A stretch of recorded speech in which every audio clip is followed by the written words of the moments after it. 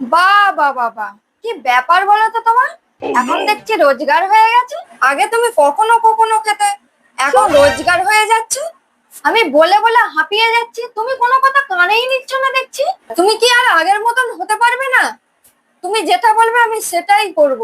Please তুমি আগের মতন হয়ে যাও।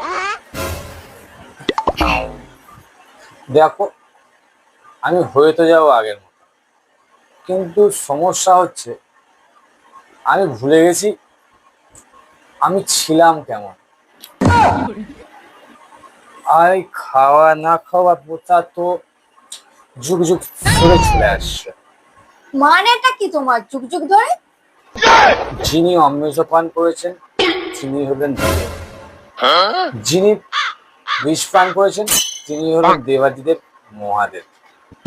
আর যে মদ পান করেছে সে হলো তোমার পতিদেব।